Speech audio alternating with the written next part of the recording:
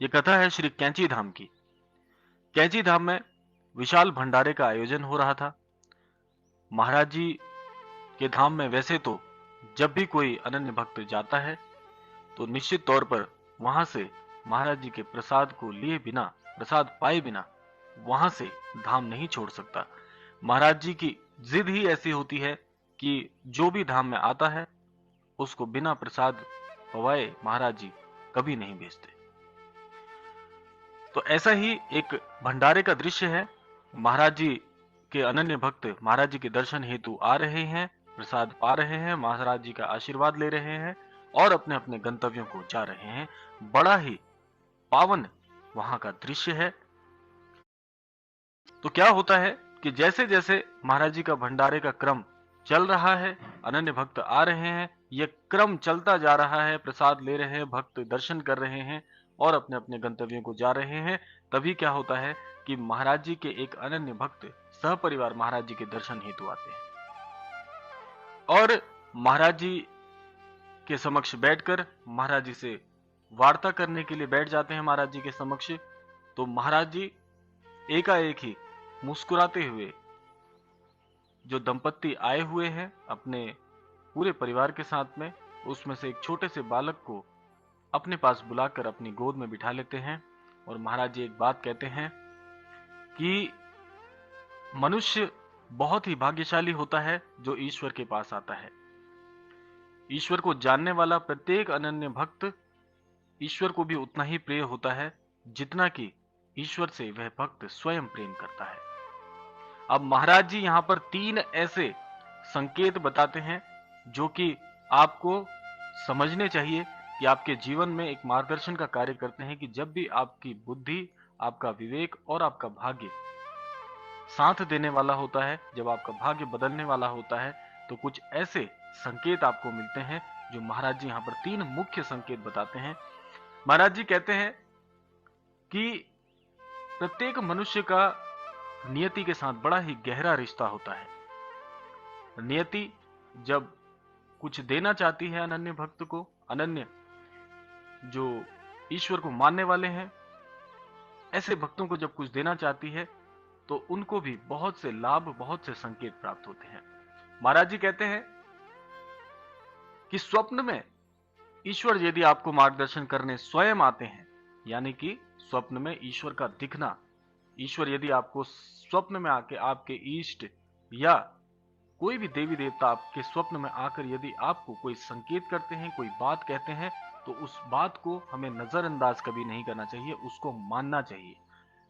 जैसे हमें बहुत से संकेत स्वप्न में, आपने भी बहुत से स्वप्न ऐसे देखे होंगे, हमारे सभी दर्शकों में से कोई ना कोई ऐसे जरूर होंगे जिन्होंने स्वप्न में अपने इष्ट देवता को देखा है या जिनको भी वो मानते हैं। चाहे स्वयं महाराज जी स्वप्न में आते हैं तो वह भी आपके इष्ट हैं।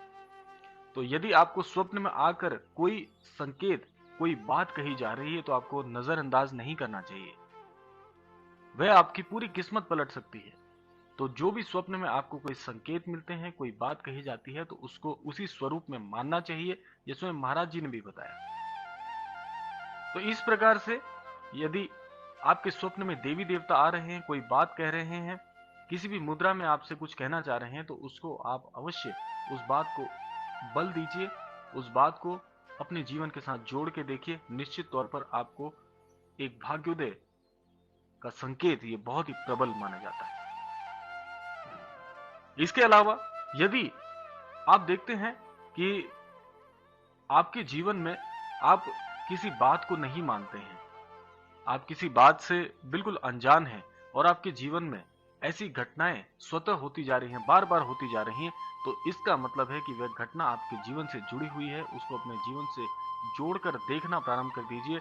यह भी एक ऐसा संकेत है जो कि आपको एक प्रकार से पूरी तरह से पुलकित कर देगा, आपके जीवन में आपको कुछ नई चीजें जोड़ के देगा। ऐसे संकेत भी बहुत ही प्रबल होते हैं, आपके भाग्य को पलटने वाले होते हैं। महाराज जी कहते हैं कि यदि आपके जीवन में आध्यात्म से जुड़े लोगों का स्वतः ही प्रवेश हो जाता है, जैसे आप सब देखते होंगे, इसको अगर और सरलता से कहें तो आप देखते होंगे कि बहुत से जन ऐसे होते हैं जो ईश्वर में कम विश्वास रखते हैं, यानी कि ईश्वर के प्रति मान्यता बहुत कम रखते हैं, किसी न किसी प्रकार से ईश्वर को बहुत कम महत्व देते हैं। ऐसे जन भी बहुत होते हैं। ऐसे जनों के जीवन में यदि आध्यात्मिक जनों का स्वतः ही प्रवेश हो जाए और आध्यात्म से जुड़े उन लोगों से आप प्रभावित होने लग जाएं, उनकी बातों को सुनने लग जाएं, अपने जीवन में उनके उसूलों को उतारने लग जाएं और उनकी बातों से अनुग्रहित होकर उनकी बातों पर अनुसरण करने लगे, तो यह भी कोई मामूली संकेत नहीं है। तो यह आप समझ लीजिए स्वयं वे देवदूत हैं जो आपके जीवन में आके आपके जीवन को आध्यात्म से सराबोर कर रहे हैं। बहुत से अनन्य दर्शकों का हमारे पास ये संदेश आता है, प्रतिक्रियाएं आती हैं कि हमारे जीवन में पहले हम बहुत नीरस हुआ करते थे, ईश्वर में कम विश्वास रखते थे, लेकिन महाराज जी से जुड़ने के पश्चात में जब से महाराज जी को जाना है तो हमारे जीवन में आध्यात्म जैसे हमारे जीवन का मूल मंत्र बन गया है। तो यहाँ पर महाराज जी स्वयं देवदूत बनकर आए हैं आपके जीवन में। इस बात को आपको ऐसे समझना चाहिए कि महाराज जी के आने से यदि आपके जीवन में आध्यात्म के प्रति रुचि बढ़ी है, ईश्वर को जानने का प्रयास करने लगे हैं और ईश्वर को समझने का प्रयास करने लगे हैं, तो यह समझ लीजिए कि महाराज जी स्वयं आपके जीवन में देवदूत बनकर आए हैं और आपके जीवन में आध्यात्म की लौ को उजागर कर रहे हैं। तो यह एक बहुत बड़ा संकेत है। यहाँ पर महाराज जी का उदाहरण इसलिए मैं लेकर आ रहा हूं क्योंकि बहुत से नए दर्शक जुड़ रहे हैं। वे चाहते हैं हमारे जीवन में महाराज जी कुछ ना कुछ परिवर्तन करें, हमारे जीवन में भी महाराज जी की कृपा है। तो यह आप महाराज जी के करीब नहीं आ रहे हैं, महाराज जी ने स्वयं आपको चुना है, इसीलिए आप महाराज जी को जानने का प्रयास कर रहे हैं। यहाँ पर आप स्वयं ये मत समझिए कि आप महाराज जी को जानने के लिए आ रहे हैं, महाराज जी को समझना चाहते हैं, उनसे जुड़ना चाहते हैं, तो ये आपकी मर्जी से हो रहा है। आप बिल्कुल गलत हैं यहाँ पर। यहाँ पर जो कुछ भी हो रहा है आपके प्रारब्ध में, यह बात स्वयं महाराज जी ने लिखी है। महाराज जी की कृपा से ही यह हो रहा है कि आप महाराज जी से जुड़ने के लिए आज स्वयं आ रहे हैं। ये महाराज जी की मर्जी है। ये जीवन में भाग्य परिवर्तन करने का एक बहुत बहुत प्रबल संकेत है। इसके अलावा यदि आप जिन भी इष्ट को मानते हैं या आप पहले रुचि नहीं रखते थे ईश्वर के प्रति, आज रख रहे हैं, आध्यात्म में आपकी रुचि बढ़ रही है, तो इसका सीधा सीधा आशय यह है कि ईश्वर ने स्वयं आपको चुना है। आध्यात्म में आपकी रुचि बढ़ाने के लिए ईश्वर का सबसे बड़ा हाथ है आपके जीवन में। तो यह दो मुख्य संकेत हैं। तीसरा संकेत बहुत बहुत ही अद्भुत है। तीसरा सबसे प्रबल संकेत होता है कि पहले आप मानवता को नहीं समझते थे। मानवता का अर्थ यहाँ पर है कि जो जैसे जीवन में चल रहा है वैसे ही चलने देते थे। जीवन में जो कुछ हो रहा है उसको गौर से परखते नहीं थे। लेकिन आज आपके अंदर मानवता जागृत हो रही है, दया का भाव बढ़ रहा है, लोगों को जानने का प्रयास कर रहे हैं, जीवन की सत्यता को समझने का प्रयास कर रहे हैं। यह प्रकृति क्या है, इस प्रकृति से हमें क्या क्या मिला है, अगर इस प्रकार के प्रश्नों को आप निजी तौर पर सोच रहे हैं, व्यक्तिगत तौर पर यदि इन बातों पर अब आपने गौर करना शुरू कर दिया है, तो यह ईश्वर का सबसे बड़ा संकेत है कि अब आपके जीवन में बहुत बड़ा परिवर्तन होने वाला है जो कि सकारात्मक होगा। आप अपने जीवन को पूरी तरह से बदल देंगे, आप अपनी छवि को परिवर्तित कर देंगे और इस समाज में आपका एक बहुत बड़ा योगदान होने वाला है यदि इस प्रकार के प्रश्न आज आप सोच रहे हैं। फिर से मैं इस तीसरे संकेत को और ज्यादा व्याख्यात कर देता हूं कि यदि आप जानना चाह रहे हैं कि ईश्वर कौन है, हमारा जन्म किस किस उद्देश्य से हुआ है, मरणोपरांत हमारा क्या होगा, जीवन में सत्य क्या है, सत्य की परिभाषा क्या है, हमने जन्म क्यों लिया है, आज जो हम कर रहे हैं ये किस उद्देश्य से कर रहे हैं, ईश्वर कौन है, ईश्वर ने हमें इस धरा पे जन्म क्यों दिया है, इस प्रकार के प्रश्न यदि आप सोचते हैं तो समझ लीजिए ये बहुत ही छोटी बात नहीं है। आज ऐसे कितने प्रतिशत लोग हैं जो इस प्रकार के प्रश्नों में रुचि लेते हैं? शायद ही बहुत ही कम लोग होंगे, बहुत ही विरले लोग होंगे जो इन प्रश्नों को आज अपने मस्तिष्क में सदैव सोचते रहते हैं। यदि आप भी इनमें से एक हैं, इस प्रकार के प्रश्नों पर रुचि ले रहे हैं और इनको खोजने का प्रयास कर रहे हैं, तो आप ये मान लीजिए कि इस प्रकार की रुचि बहुत ही महत्वपूर्ण बनाती है आपके व्यक्तित्व को, आपकी आभा को, आपके पुरुषार्थ को बहुत ही प्रबल करने का यह संकेत है। और जीवन में यदि आप इस प्रकार के प्रश्नों के उत्तर ढूंढ रहे हैं तो आपको कुछ ना कुछ तो ऐसा अवश्य प्राप्त हो जाएगा जिससे आप अपने जीवन को और औरों के जीवन को पवित्र करेंगे, अपने जीवन को एक विशाल रूप देंगे और यह विशाल रूप एक उदाहरण के तौर पर समाज में खड़ा होने वाला है और आप ना जाने कितने लोगों को और कितने लोगों का उद्धार करने जा रहे हैं यदि ऐसा आपके साथ भी हो रहा है।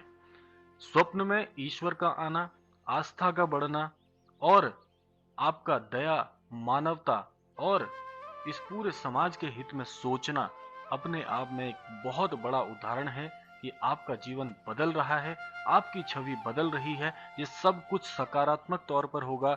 इसमें आपके जीवन में एक नया आपको मकसद प्राप्त होगा, एक नया उद्देश्य आप अपने जीवन में स्थापित करेंगे और निश्चित तौर पर यदि आप इस प्रकार से जीवन में आगे बढ़ते रहे हैं तो समझ लीजिए कि आप सही राह पर हैं, अपने जीवन का भरपूर इस्तेमाल कर रहे हैं।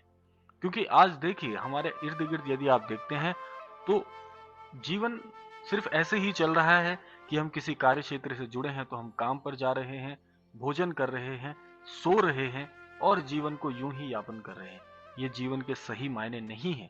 जीवन के सही मायने जो आपके मस्तिष्क में आज प्रश्न चल रहे हैं वह गूढ़ प्रश्न ही जीवन के मुख्य आधार बिंदु हैं जो आपको जानने चाहिए। यदि आप इस विषय पर प्रश्न करते हैं स्वयं से, इस सृष्टि से, ईश्वर से, तो समझ लीजिए कि आप यदि उत्तर इसका ढूंढने में सफल हो गए तो समझ लीजिए कि आपने अपने जीवन का मकसद पूर्ण कर लिया। और यदि आप आधे रास्ते तक भी पहुंचे और इन सवालों के आधे जवाब भी यदि आपने प्राप्त कर लिए तो समझ लीजिए कि आपने अपने जीवन को भरपूर जिया है।